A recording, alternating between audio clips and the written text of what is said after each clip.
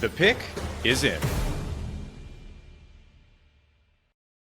The Sacramento Kings have made a selection in the 2025 NBA Draft. I'm Doug Branson, joined now by host of Locked On Kings, Matt George. And the Kings have selected Nique Clifford with the 24th pick.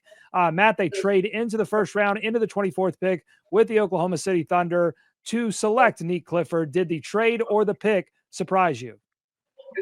No, I can't say I'm particularly surprised. I know the Kings were actively looking to move into the first round as long as some of the guys that they were intrigued in were there. Nique Clifford was, of course, one of those guys, and they felt that if he was going to be available in that early to mid-20s range, that they could work out a deal to get something done. I think OKC makes a ton of sense as a trade partner. They have a bunch of talent already there, a bunch of draft picks, so I think they're more than willing to move on from one of them and kick the can down the road a little bit, as they will be receiving the 2027 Spurs pick that the Kings got as part of the De'Aaron Fox trade. However, it is, I think, top 16 protected. If not, it becomes 2 second-round picks the following year or in the following years. So the Kings were looking to be aggressive. I don't think new general manager Scott Perry was content with just not having a first-rounder going into his first year at the helm of this Kings organization. He finds a guy that seems to be a Swiss Army knife in a lot of ways, had great numbers at Colorado State, so somebody who,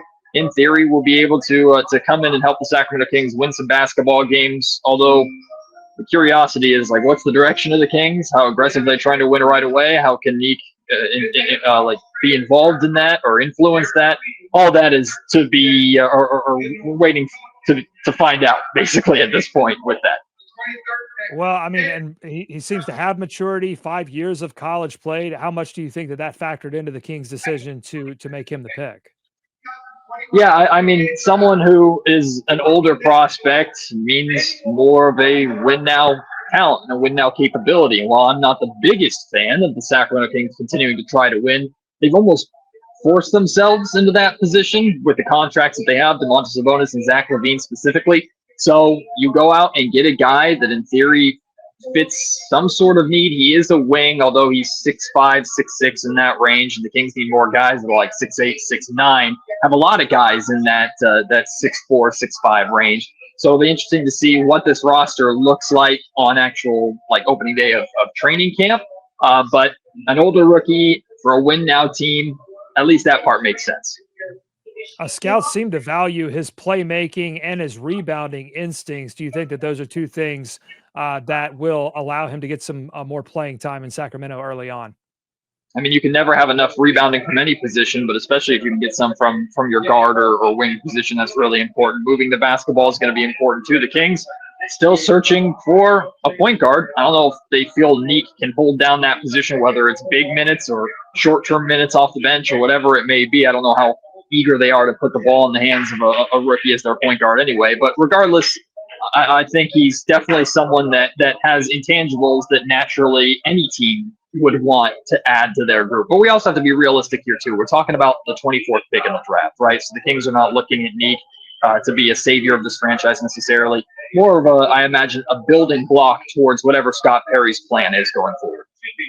Do you think fans will be slightly disappointed that the Kings did not look for somebody that's younger, that's more of a developmental project? I mean, Ben Saraf, a French guard, went off the board just a few picks later. Do you think fans will be disappointed by that, or do you think that they'll like the opportunity to see a rookie play for the Kings this upcoming season?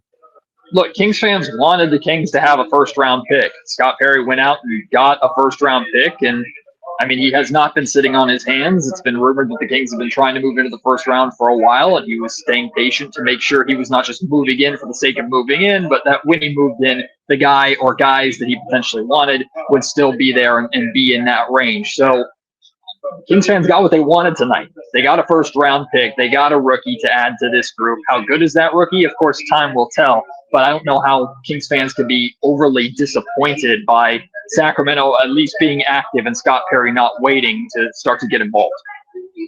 All right, Matt, thank you for your expertise. We'll let you get back to work. For more on Nique Clifford, here's Andy Patton of Locked On College Basketball.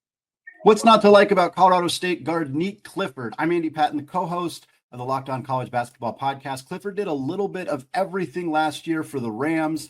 In the competitive Mountain West Conference, Clifford averaged 19 points and 9.5 rebounds per game for Colorado State, shooting nearly 38% from three on about 5 attempts per game. Clifford is a gifted passer as well. He is a go-to scorer who can do it at all 3 levels, and he held his own in a physical conference defensively as well. Clifford may be an older prospect, which could concern some of the rebuilding teams in this draft class, but any franchise that is in win-now mode should be all over adding this versatile do-it-all guard to their roster, as he can contribute to winning basketball at the NBA level from day one.